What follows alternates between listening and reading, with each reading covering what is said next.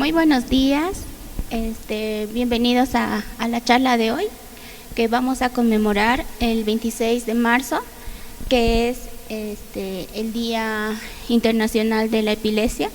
Se denomina el Purple Day, justamente gracias a una niña, Megan, que tuvo la iniciativa de conmemorar este día.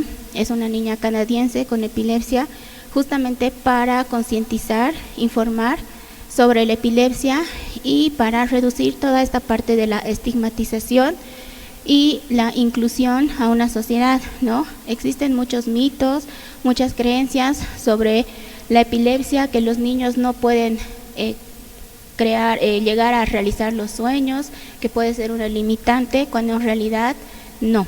Entonces es por eso que vamos a hablar en este día sobre el manejo del estado epiléptico pediátrico, sobre todo porque es una urgencia y es importante que nosotros como personal de salud sepamos reconocerlo de forma inmediata para justamente poder actuar de una forma precoz y reducir lo que son los daños y secuelas neuronales en los niños, ¿no? Entonces sean bienvenidos. Yo soy la doctora Valeria Durán. Soy neuróloga pediatra, me he formado en México, en el Hospital Infantil de México. Entonces, hoy vamos a empezar hablando un poquito de la definición, ¿no?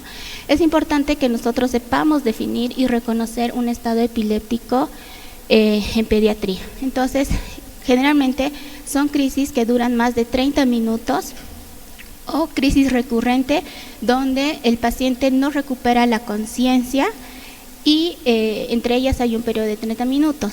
También decimos que es una crisis que tiene una mayor duración de 5 o más de 2 crisis en las cuales no tiene una recuperación completa del estado de conciencia.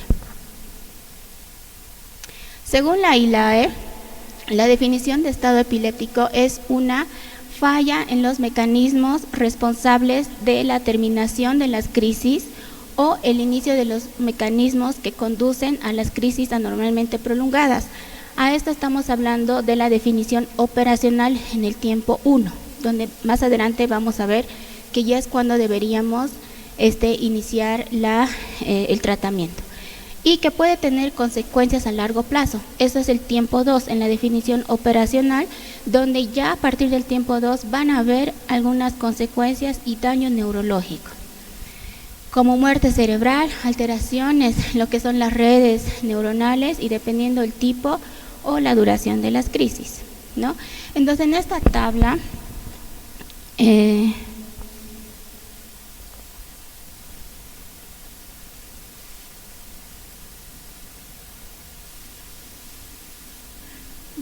acá podemos ver el tiempo, ¿no? Hemos dicho que en el minuto 0 hay estudios que han demostrado que la posibilidad de que ceda espontáneamente son 5 minutos. Son nuestros propios mecanismos de recompensa o de compensación cuando hay un daño neurológico, ¿no?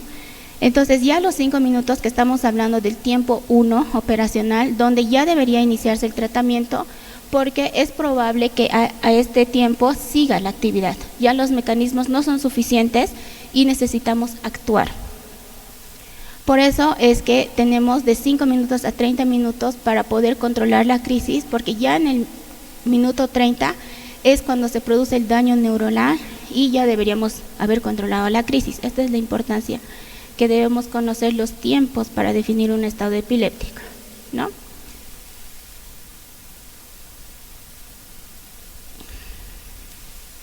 Entonces, acá, por ejemplo, es importante que sepamos reconocer el tipo de estado epiléptico en el que nos encontramos, porque los tiempos van a variar. Por ejemplo, en el estado epiléptico que es tónico-clónico generalizado, los tiempos son los que hemos mencionado, 5 minutos para iniciar el tratamiento y ya a los 30 minutos va a haber un daño neurológico. Para las epilepsias focales, donde hacen estados epilépticos, el tiempo para iniciar el tratamiento son 10 minutos, es un poquito más. Y el tiempo 2, donde ya van a establecerse los daños neurológicos, son 60 minutos. Y para el estado epiléptico no convulsivo, el tiempo varía un poquito más, ¿no? Vemos que es entre 10 a 15 minutos y el tiempo donde ya va a establecerse un daño neurológico es desconocido porque el identificar un estado epiléptico no convulsivo es muy difícil y la mayoría de las veces necesitamos sí o sí de un estudio de electroencefalograma para poder ver si cumple o no criterios de estado epiléptico no convulsivo, ¿no? Entonces, en esta diapositiva podemos ver que no es una entidad única y pueden haber diferentes formas y etiologías. Hemos visto que ya la clasificación van a ser un estado epiléptico como tal convulsivo y un no convulsivo, ¿no? Entre los cuales puede haber uno que sea en un paciente con coma o que esté gravemente enfermo o que tenga un estado epiléptico y la paciente esté en su casa, ¿no? Sean pacientes ambulatorios. Entonces, la importancia de que nosotros podamos identificarlo, el estado epiléptico, es muy importante. Entonces, acá podemos ver, por ejemplo, el estado epiléptico, que puede haber un estado epiléptico psicógeno inclusive, uno mioclónico, acá estamos en un generalizado no convulsivo, que son pacientes que pueden estar en coma, el focal igual no convulsivo, o puede ser una epilepsia parcial continua en la nomenclatura antigua, ¿no? Entonces, también tenemos que nosotros diferenciar los tipos de estado epiléptico según el tiempo de duración. Por ejemplo, el estado epiléptico refractario es cuando nosotros no podemos controlar esta parte de la actividad a pesar de administrar los fármacos de primera y segunda línea en un tiempo de 60 minutos, ¿no? Tenemos 60 minutos para poder controlar esta actividad y si no logramos controlarla ya es un estado epiléptico refractario. En un estado epiléptico suprarrefractario es cuando no podemos controlar esta actividad más de 24 horas y sí llega a pasar, ¿no? En pacientes que tienen mucha alteración del estado neurológico y ya en este tiempo usamos fármacos de tercera línea o anestésicos, ¿no? Y por último, el estado epiléptico maligno es cuando no logramos controlar lo que son las crisis dentro de los primeros 5 días al disminuir la dosis de los anestésicos. Entonces, el tratamiento va a variar según el hospital y las condiciones y los fármacos que tengamos a disposición de cada institución, ¿no? Entonces, acá vamos a hablar un poquito del estado epiléptico no convulsivo post no convulsivo, ¿no? Es cuando todavía el estado epiléptico convulsivo donde el cuerpo no puede realizar los movimientos, ¿no? A eso a veces se puede denominar inclusive cuando hablamos de epilepsias focales que pueden tener la parálisis de todo, ¿no? Que es una incapacidad, una hemiplegia a veces, o puede ser monoparesia, donde tienen la imposibilidad de mover el cuerpo de forma transitoria hasta 24 horas, pero esto es justamente posterior a la crisis. Y el estado epiléptico no convulsivo, donde vemos que la actividad en el electroencefalograma persiste más de 30 minutos en ausencia de una convulsión visible.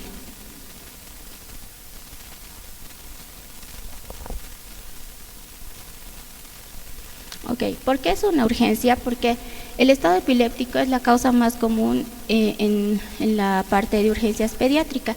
La incidencia puede ir entre 17 a 23 episodios por cada 100.000 personas al año y la mayoría ocurre en menores de 2 años. El 60% de los niños son neurológicamente sanos, es decir, no han tenido algún factor de riesgo que haya podido condicionarlo, y hasta el 43% pueden ser refractarios. Entre el 10 y el 15% son suprarrefractarios y generalmente se pueden ver en ancianos o en niños. Entonces, la etiología: puede haber una causa estructural, niños que hayan tenido antecedentes de prematurez, hayan estado expuestos o tengan una encefalopatía hipóxico-isquémica, una causa infecciosa, ya sea infecciones connatales, tóxico metabólico, aquí vemos las alteraciones metabólicas o que hayan ingerido algún tóxico, y las autoinmunes, que no son tan común, pero están relacionados a anticuerpos anti-NMDA, ¿no? Entonces, la etiología, la mayoría son agudos y son niños que presentan fiebre, ¿no? En las crisis febriles pueden llegar a realizar estados epilépticos. Puede haber una etiología desconocida o anteriormente denominada criptogénica, y esto nos va a determinar el riesgo de la mortalidad, Entonces, los factores de riesgo para que se establezca un estado epiléptico es una epilepsia ya establecida entre un 10 al 20%, crisis en racimo o clúster, que denominamos cuando empiezan a tener más de hasta el 30% de las crisis que habitualmente llegan a tener los niños como un patrón habitual, alteraciones focales en el electroencefalograma, crisis focales que generalizan, el estado epiléptico como primera crisis. Hay pacientes que debutan, que eran previamente sanos y que debutan con un estado epiléptico. Pueden haber también alteraciones en la neuroimagen o los síndromes genéticos más relacionados a lo que son patología o síndromes neurológicos como el síndrome de Dravet, la epilepsia febril plus, que son pacientes que hacen fiebre pero a partir de los 7 años, ¿no? Porque sabes que las crisis febriles pueden estar presentes de forma pues esperable entre los 6 meses hasta los 5, máximo 6 años. Entonces ya cuando pasan esta edad y siguen con las crisis con fiebre, pues debemos sospechar en esta patología. Y el síndrome de Angelman, que es un trastorno genético. Entonces acá vemos que puede haber diferentes etiologías. Ya habíamos mencionado entre las agudas que pueden estar las alteraciones metabólicas, sepsis, pero lo que a nosotros más nos interesa es que en los niños es un estado epiléptico agudo y que puede ser prolongada en la mayoría de los casos. Puede ser por infecciones sistema nervioso central, ya sea bacteriana, meningitis o errores innatos del metabolismo, ¿no? Donde estamos hablando de alteraciones metabólicas. Entonces acá vamos a hablar un poquito de la fisiopatología, donde tenemos la neuronita justo en la sinapsis. Aquí está la presináptica y la postsináptica, ¿no? Entonces acá vemos en los dos neurotransmisores, el GABA, que es el inhibidor más importante del sistema nervioso central, y el glutamato, que es el excitador más importante del sistema nervioso central. Entonces, cuando hay un desequilibrio entre estas causas de excitación e inhibición, es cuando se va a producir una actividad epiléptica pues no controlada, ¿no? Perdón.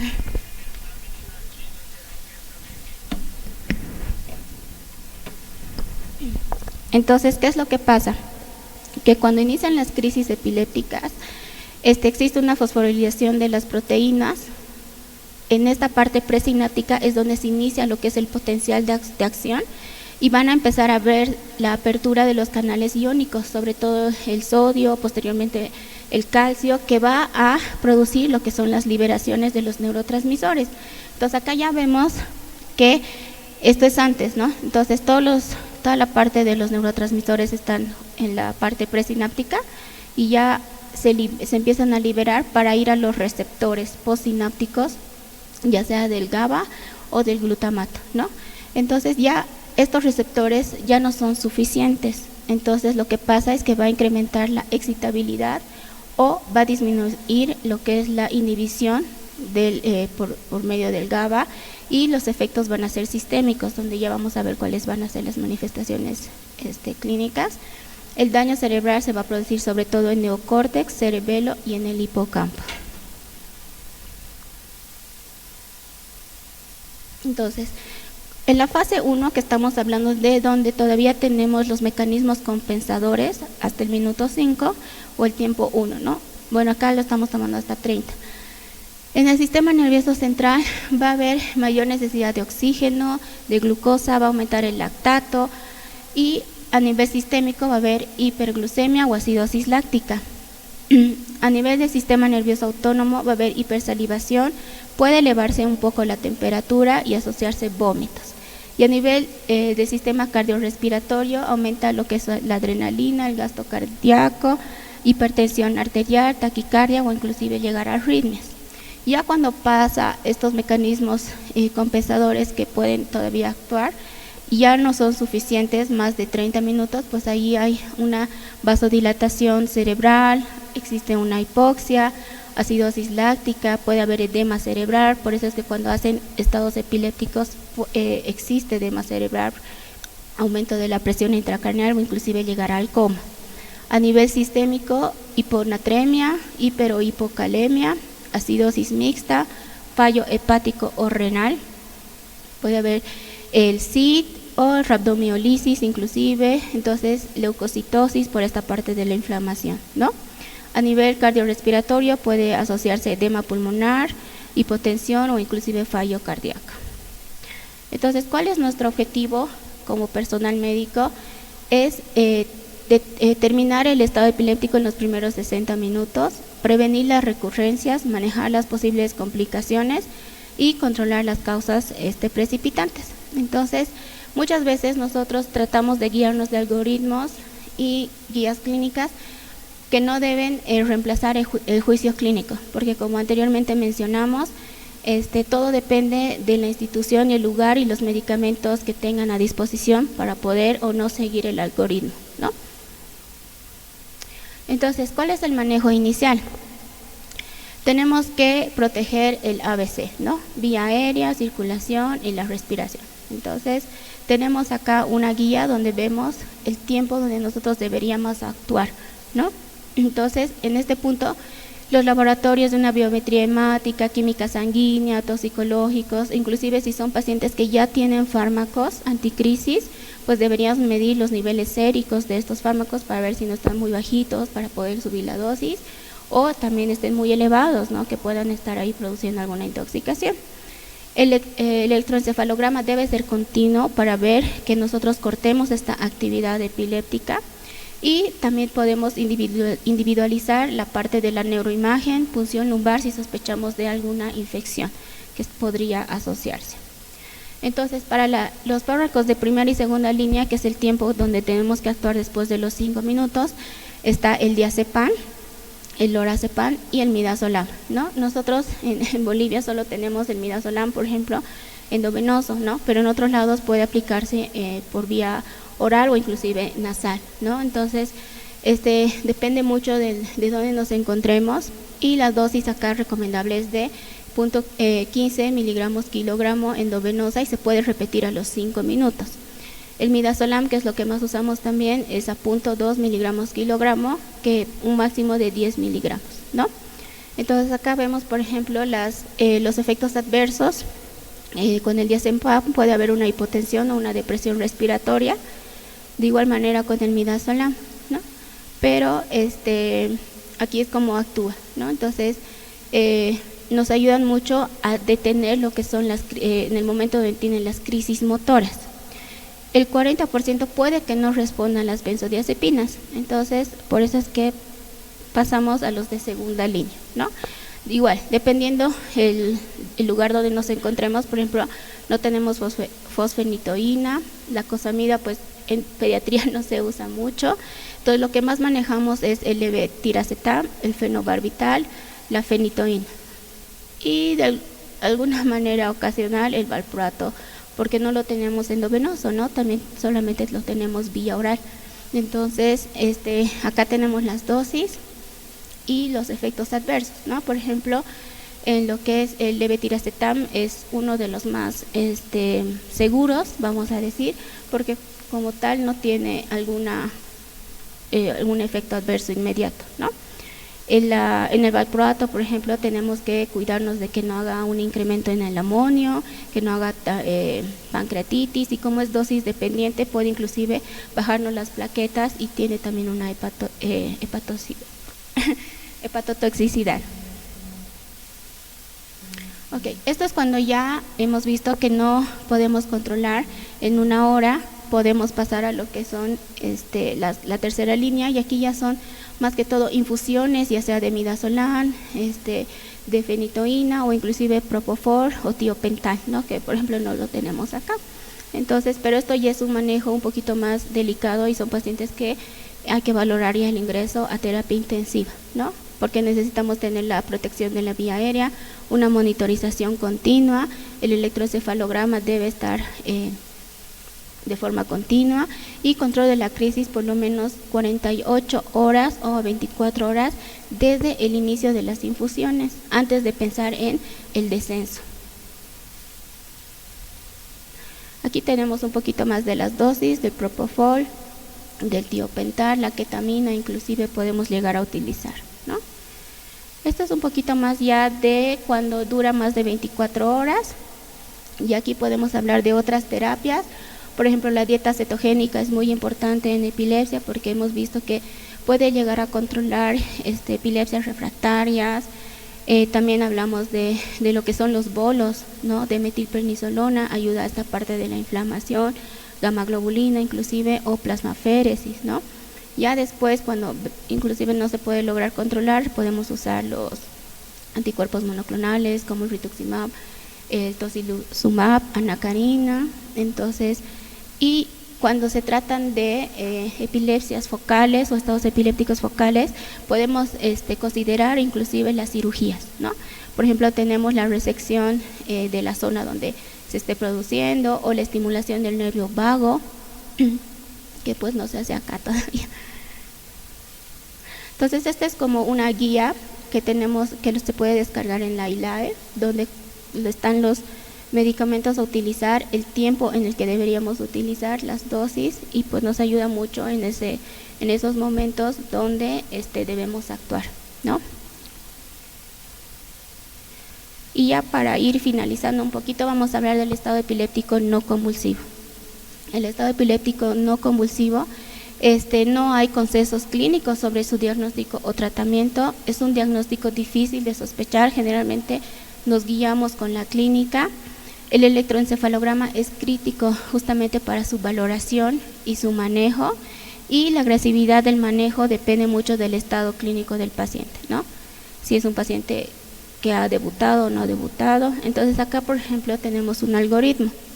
Entonces, cuando nosotros tenemos la sospecha de que el paciente esté en un estado epiléptico no convulsivo, debemos realizar un electroencefalograma. Si el electroencefalograma está normal, entonces necesitamos que esté un poquito más de tiempo pues con el electro, ¿no? Vamos a seguir con la monitorización. Pero si no, necesitamos evaluar que si tiene o no los grafoelementos de epilepsia, ¿no? Que tenga punta honda, ondas agudas, polipuntas. Entonces, si estos grafoelementos duran más de 10 segundos, entonces vemos cuánto duran, ¿no? Mayor a 1 Hz, entonces vemos si es más de 5, es un estado no epiléptico, estado epiléptico no convulsivo. Pero si no dura más de un 2.5 Hz, entonces lo que tenemos que ver es la morfología y la frecuencia, ¿no? Si hay una evolución que mantiene estos grafoelementos, entonces sí es un estado epiléptico no convulsivo. Y si hay o no clínica asociada, ¿no? Si no hay, entonces hay que dar un tratamiento con un fármaco anticrisis como prueba terapéutica, ¿no? Y vemos la respuesta.